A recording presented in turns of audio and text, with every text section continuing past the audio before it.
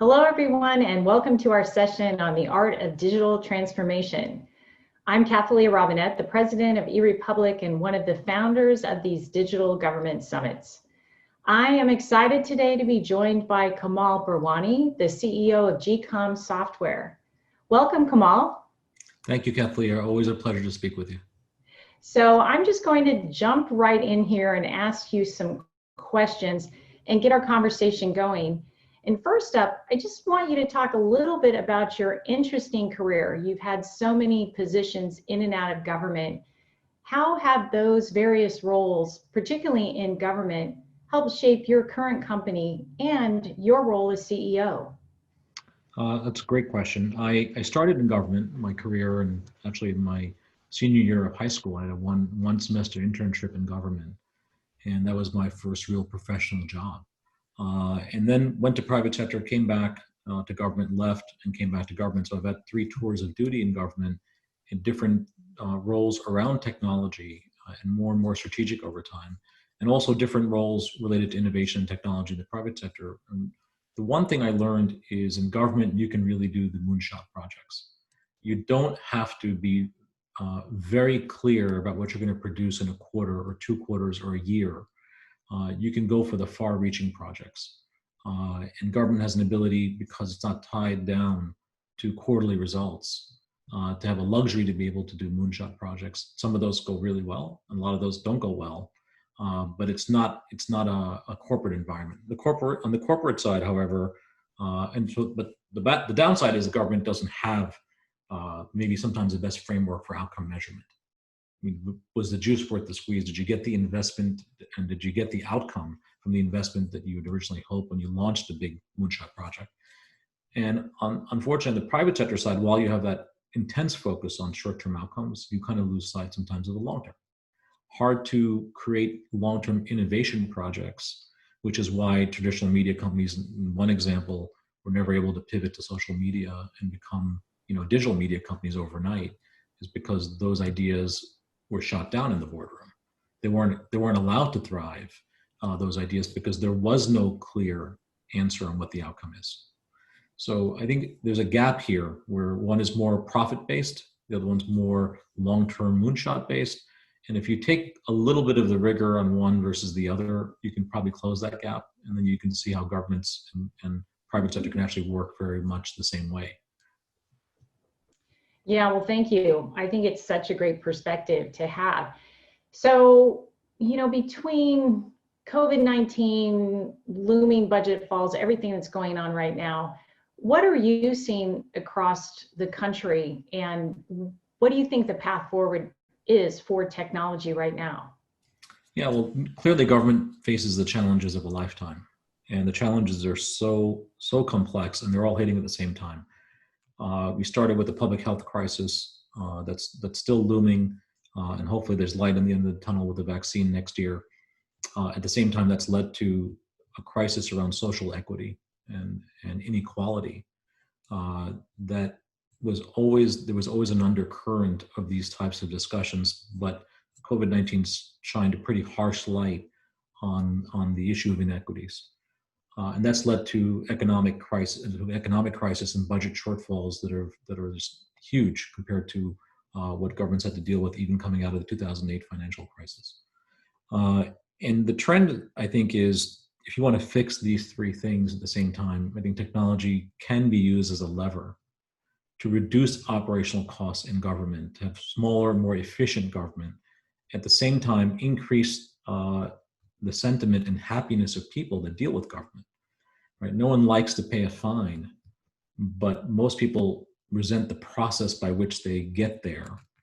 And they would be much happier just being able to do it efficiently and quickly in a few seconds. The way you can buy something on Amazon in a few seconds, that experience, no one walks away from government having that feeling of, wow, that was good, that was easy, I would stop short of saying fun, but it was an experience that left me happy.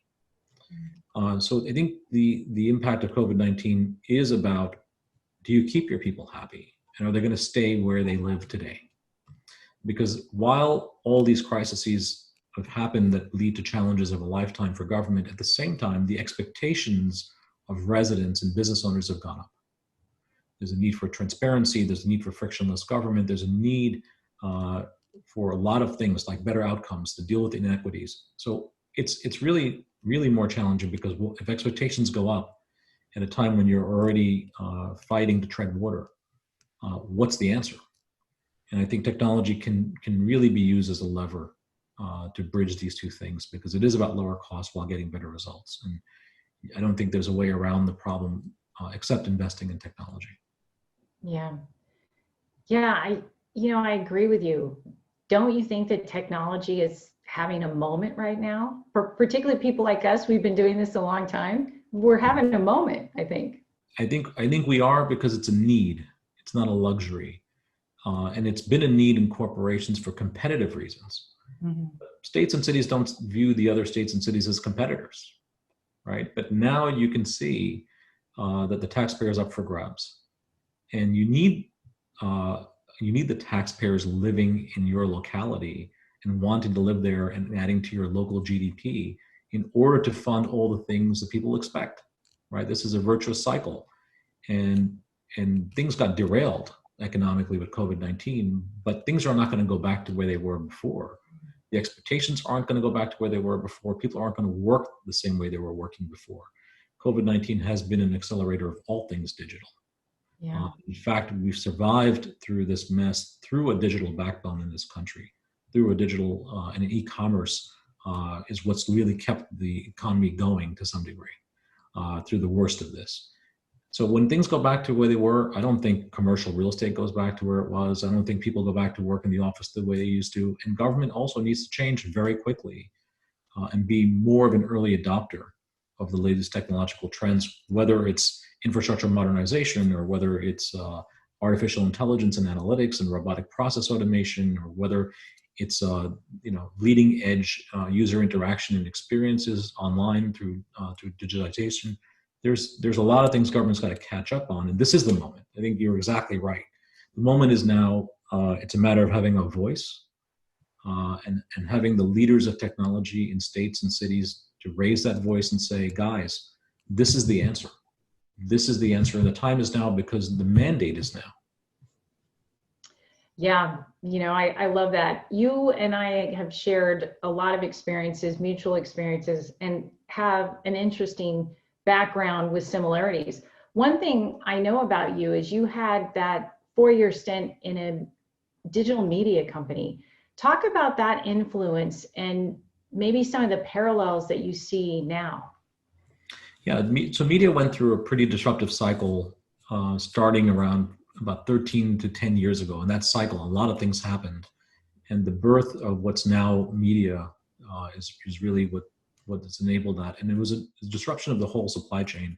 And it was also a thinking that went, instead of local to global or inside out, it was global to local, right? It used to be if you wanted to broadcast radio, you needed to get a radio license and you needed to broadcast locally. Same with TV, a cable TV operator. If you wanted to create a newspaper, you needed to go to a printing press. Someone had to cut down trees in a forest, go to a printing ink on paper and getting it to a newsstand. And the scalability of those things was very local. And if you were good at doing it locally, then you had a chance of expanding. What digital media proved with the internet is you can go global to local. You can broadcast globally. See who's interested and overnight in a global way. And you can build your communities globally. That's how Facebook got a couple of billion people as a global community, more than any country on the planet as members. And that global to local thinking is that it leads to the ability to do customer acquisition and retention. And while we don't think about residents as customers in government, although we should, this is a time for governments to think through resident acquisition and resident retention, because the taxpayer is up for grabs. It's my firm belief that people are now thinking more than ever about where they want to live and whether the communities they want to live in reflect their values and their need for security, physical security, low crime, high education, cultural diversity. The things that matter to them is what they're going to seek. And they're going to find a way to enter that community because they're no longer linked physically to where they work. I love that point of view. It's interesting because you and I have also talked about this age-old problem of silos in government. And when I first met you in New York City, you were doing that. You were breaking down those barriers and looking across the board. I know that you've been working on a next gen gov framework. So talk about this evolution and what's on the horizon for us. Yeah, so we've come up with this framework called Next Gen Government at GCOM that really tries to put on the table the challenges, what we think the opportunities are, and how technology plays a role. And I think silos, data went from mainframes to PCs and standalone servers, and that fragmentation of data has led to and the siloed environment of agencies. The big picture problem is by the time someone becomes a criminal, it lands on the lap of a criminal justice organization, whether it's the police or whether it's probation or Department of Corrections. A lot of things could have happened prior to that to prevent that issue. But the people who control that and are actually accountable for the reduction of crime don't have any control over those other things. And that's an example of how the silos need to be broken down, because someone's got to look across those domains of education, public health, social services, criminal justice, across those domains, decide what outcome they want and what they're willing to spend top down and how to link the data together. And I always say link the data together and torture it. The more you torture it, the more it's going to speak.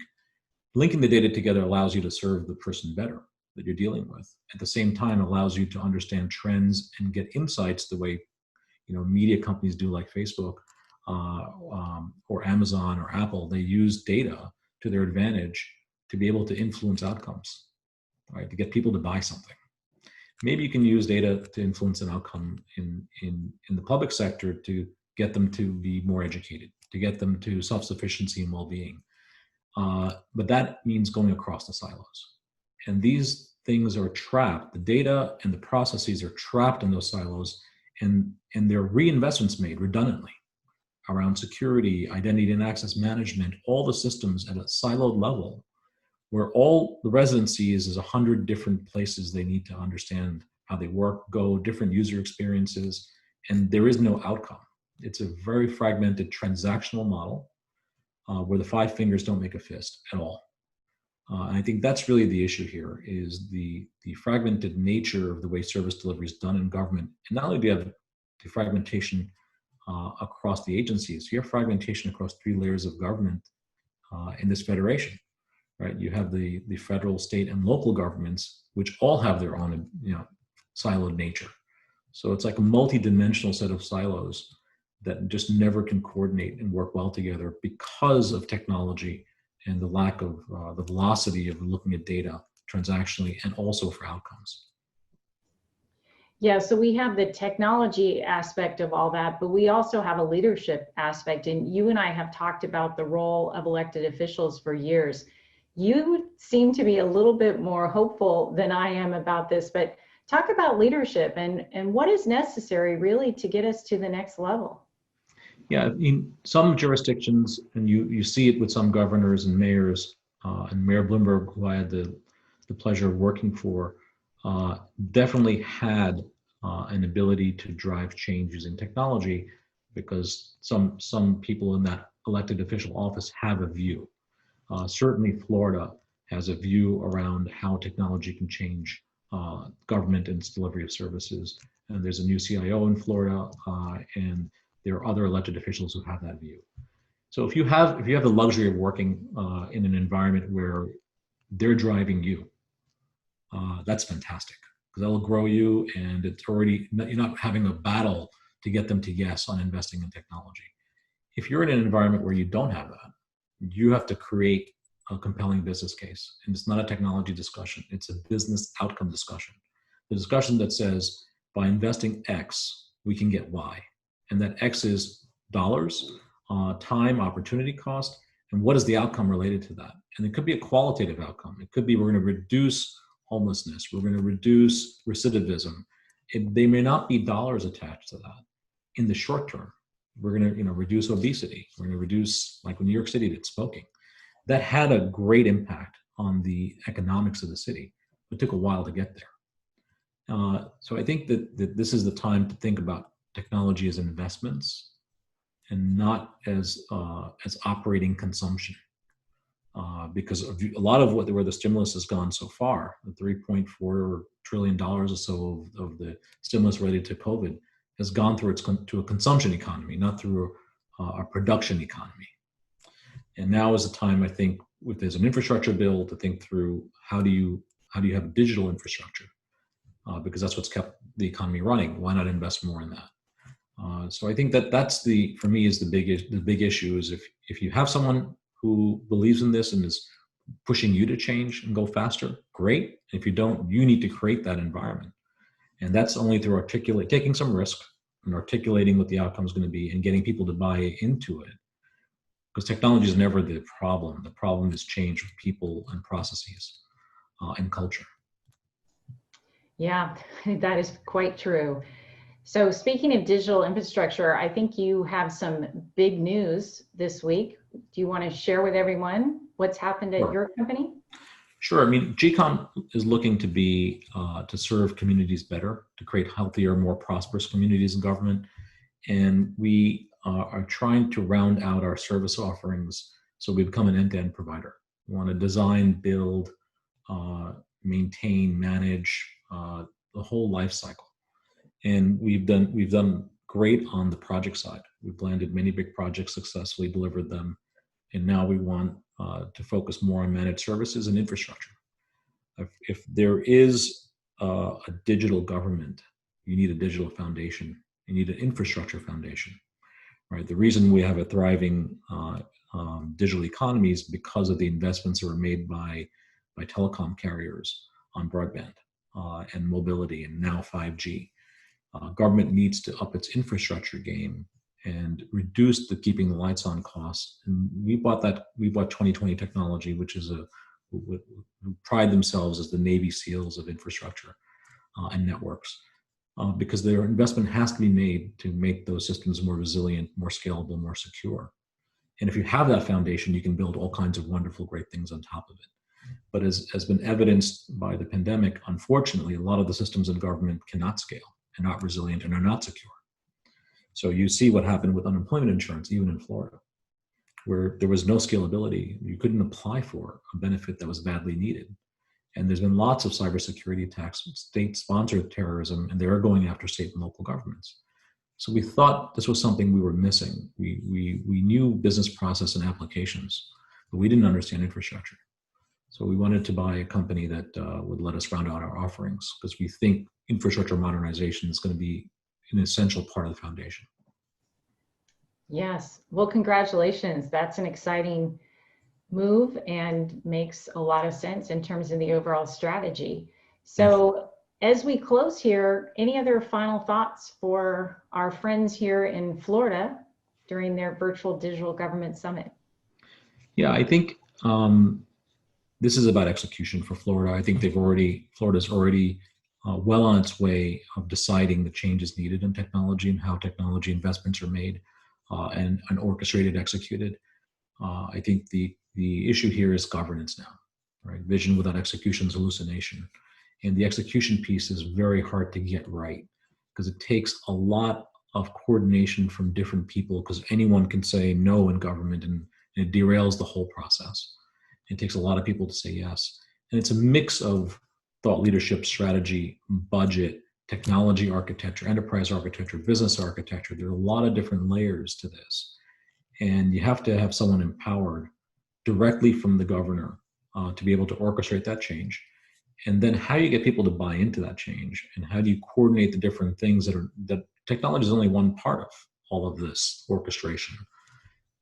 That is the critical issue, is how do you execute this? And that's the art of the possible, is how do you orchestrate this in a way that allows for quick wins, so people can see that there are positive results that are happening. People get impatient. The big bang approach of wait 5 years and see what happens, I don't think is one that's going to work. So how do you have a long haul strategy? And a lot of that is around procurement reform. How do you reform your procurement processes in a way that you don't imagine to know 100% of what you want on a 5-year project?